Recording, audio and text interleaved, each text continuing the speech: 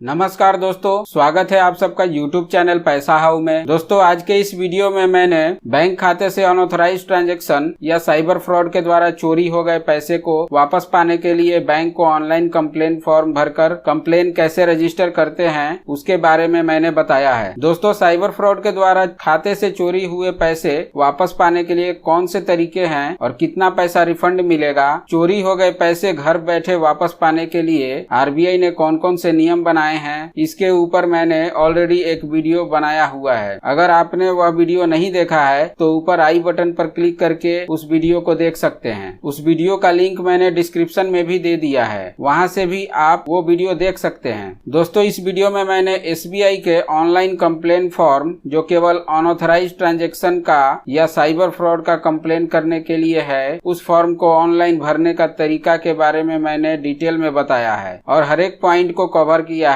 ताकि आप इस फॉर्म को सही तरीके से भरना सीख जाएं और बैंक आपका कंप्लेन रिजेक्ट न कर सके, जिससे आपका चोरी हुआ पैसा आपको वापस मिल जाए। दोस्तों, यह वीडियो थोड़ा लंबा हो गया है, लेकिन इसे पूरा देखना बहुत जरूरी है ताकि आप इस फॉर्म को सही तरीके से भरना सीख जाएं। तो चलिए दोस्तों, वीडियो को शुरू करते हैं। दोस्तों, सबसे पहले आपको अपने मोबाइल में गूगल क्रोम पे क्लिक करना है। गूगल आने पर इसमें SBI कंप्लेंट फॉर्म ऑनलाइन को टाइप कर देना है। इसके बाद जो नीचे लिंक आता है, जैसे ये पहला लिंक आया है cms.onlinesbi.com, यही है कंप्लेन करने का फॉर्म। इस पर क्लिक कर देंगे। क्लिक करने पर ऑनलाइन कंप्लेन फॉर्म खुलकर आ जाता है जो स्टेट बैंक ऑफ इंडिया का है। यहाँ लिखा है state bank of India customer complain form. यह बहुत ही सिंपल फॉर्म है जिसमें बहुत कम और जरूरी इंफॉर्मेशन ही केवल पूछे गए हैं ताकि कस्टमर को इसको फिल करने में दिक्कत ना हो। तो चलिए अब इस फॉर्म को फिल करना सीखते हैं। इसके लिए मैं अपने मोबाइल को हॉरिजॉन्टल कर लेता हूं। अब ये फॉर्म एक्सपेंड हो गया। ये बहुत ही सिंपल सा फॉर्म है। इसमें सबसे ऊपर आपको कस्टमर टाइप दिख रहा है जिसमें ऑलरेडी लिखा हुआ है एग्जिस्टिंग SBI कस्टमर, मतलब जो अकाउंट होल्डर है वही इस कंप्लेन को कर सकते हैं। उसके बाद लिख रहा है अकाउंट नंबर। एक बात का ध्यान देंगे आप कि जो भी स्टार मार्क्स है वो मैंडेटरी फील्ड हैं, उसमें आपको इन्फॉर्मेशन जरूर भरना है। सेकंड पॉइंट में है अकाउंट नंबर। अकाउंट नंबर में आप अपना अकाउंट नंबर डाल देंगे, खाता का नंबर डालना है। फिर है उसके नीचे नेम ऑफ कंप्लेनेंट, तो इसमें आप अपना नाम डाल देंगे जो आपके खाता में दर्ज है। ब्रांच कोड जो है वो मैंडेटरी फील्ड नहीं है, इसको आप छोड़ देंगे। Mobile number with ISD code, इसमें अपना मोबाइल नंबर डाल देना है। ISD कोड के साथ मांग रहा है, मतलब कि अगर आप इंडिया के कस्टमर हैं तो आपको अपना मोबाइल नंबर के आगे +91 लगा करके और तब इसमें मोबाइल नंबर डाल देना है। फिर है ईमेल ID। ईमेल आईडी के लिए आपको अपना एक कोई भी ईमेल आईडी दे देना है। अगर अकाउंट में रजिस्टर्ड ईमेल आईडी है तो वही देना है। अगर रजिस्टर्ड ईमेल आईडी नहीं है तो आपका जो कोई भी दूसरा ईमेल आईडी है वो आप दे सकते हैं। उसके नीचे लिखा है कैटेगरी ऑफ कंप्लेंट, मतलब कि कंप्लेंट किस प्रकार का है। इस पर क्लिक करने पर आ गया अनऑथराइज्ड ट्रांजैक्शन का। रेडियो बटन पे क्लिक कर देंगे तो लिख रहा है kindly note that your channel will get block before lodging the complaint unauthorised transaction category. अगर आपके साथ अनऑथराइज्ड ट्रांजैक्शन हुआ है और आप कंप्लेन करने जा रहे हैं तो बैंक आपके जितने भी पेमेंट का चैनल है वो सबको ब्लॉक कर देगा। इस पे ओके कर देना है। अब नीचे लिखा है प्रोडक्ट्स एंड सर्विसेज। इस पर क्लिक करने पर सबसे पहले आता है ऊपर है ATM अनऑथराइज्ड ट्रांजैक्शन। अगर आपके पास ATM कार्ड है और उसका गलत इस्तेमाल करके अनऑथराइज्ड ट्रांजैक्शन किया गया है तो आपको ये ऑप्शन सिलेक्ट करना है। दूसरा है mobile banking anywhere unauthorised transaction. अगर आप मोबाइल बैंकिंग का यूज करते हैं और उसका इस्तेमाल किया गया है और गलत ट्रांजैक्शन कर दिया गया है, अनऑथराइज्ड ट्रांजैक्शन आपके अकाउंट से करके पैसे चोरी कर लिए गए हैं, तो ये सेकंड ऑप्शन है। उसके नीचे है PG unauthorised transaction. Payment gateway एक सॉफ्टवेयर होता है जिसमें आपका internet banking, credit card, debit card, UPI का इस्तेमाल करके पेमेंट किया जाता है। तो पेमेंट गेटवे का अनऑथराइज्ड ट्रांजैक्शन हुआ है तो इसके लिए ये ऑप्शन सिलेक्ट करना है। POS अनऑथराइज्ड ट्रांजैक्शन पॉस के थ्रू, मतलब पॉइंट ऑफ सेल, अगर किसी दुकान पे आप कार्ड स्वाइप करते हैं तो उस ट्रांजैक्शन को पॉस ट्रांजैक्शन कहते हैं। लेकिन अगर आपका पॉस मशीन के थ्रू कोई अनऑथराइज्ड ट्रांजैक्शन हुआ है तो वो इस कैटेगरी में कंप्लेन करना होगा। रिटेल INB अनऑथराइज्ड ट्रांजैक्शन, अगर आपके इंटरनेट बैंकिंग के द्वारा अनऑथराइज्ड ट्रांजैक्शन कर लिया गया है तो उसके कंप्लेन के लिए ये ऑप्शन सेलेक्ट करेंगे। फिर है UPI अनऑथराइज्ड ट्रांजैक्शन, अगर आप UPI के इस्तेमाल करते हैं और उसके थ्रू उसका मिसयूज करके किसी ने गलत ट्रांजैक्शन कर दिया है, पैसा ट्रांसफर कर दिया है, तो इसके लिए ये ऑप्शन सेलेक्ट करना है। फिर इसमें लास्ट ऑप्शन है योनो अनऑथराइज्ड ट्रांजैक्शन। योनो के थ्रू कोई अनऑथराइज्ड ट्रांजैक्शन किया गया है तो आपको ये ऑप्शन सेलेक्ट करके और तब कंप्लेन करना। अब हम बारी बारी से इन सभी ऑप्शन के बारे में जानते हैं। प्रोडक्ट एंड सर्विसेज में ATM अनऑथराइज्ड ट्रांजैक्शन सेलेक्ट कर लिए।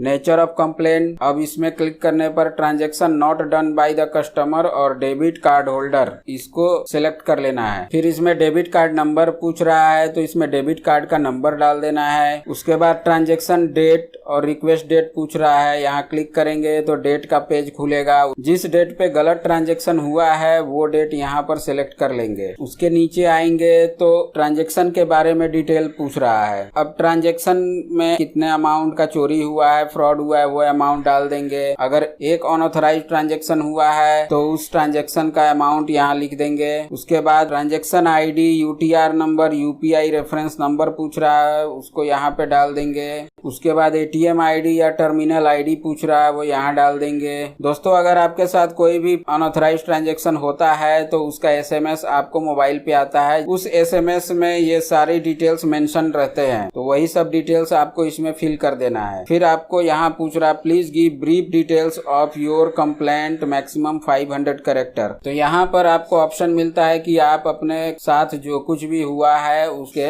500 कैरेक्टर में लिख करके बता सकते हैं। फिर यहाँ पर आता है please enter the string shown in image. अब ये कैरेक्टर जो भी लिखे हुए हैं लेटर, वो यहाँ पर डाल देंगे और डालने के बाद फिर सबमिट पर क्लिक कर देंगे। फिर आपको बैंक के तरफ से कंफर्मेशन आ जाएगा कि आपका कंप्लेन सक्सेसफुली रजिस्टर कर लिया गया है और आपका कंप्लेन नंबर ये है, और आप उस कंप्लेन नंबर को नोट कर लें, या फिर बैंक आपको ईमेल पे भी भेज देगा और आपको SMS भी भेज देगा वो कंप्लेन नंबर। लेकिन अपने सेफ्टी के लिए आप कंप्लेन नंबर तुरंत नोट करके रख लें, क्योंकि जब आप कंप्लेन कर चुके रहेंगे तो आपको फिर उसका फॉलो अप करते रहना पड़ेगा कि उस कंप्लेन का क्या हुआ। तो उसके लिए click here to check complain status. Status कैसे चेक करेंगे? अगर आपके पास कंप्लेन नंबर रहेगा तभी आप चेक कर पाएंगे कि उस कंप्लेन का क्या हुआ, पैसा रिफंड कब तक मिलेगा। आपको कोई भी इंक्वायरी करनी होगी तो उस कंप्लेन नंबर को ही कोट करेंगे। अब दूसरे ऑप्शन में देता है कैटेगरी ऑफ कंप्लेन में जाते हैं हम, अनऑथराइज्ड ट्रांजैक्शन कर दिए। फिर प्रोडक्ट एंड सर्विसेज है, mobile banking anywhere unauthorised transaction में गए। अगर मोबाइल बैंकिंग के थ्रू आपके अकाउंट से किसी ने बिल पेमेंट कर दिया है तो उसके लिए ये ऑप्शन है। अगर आपके अकाउंट से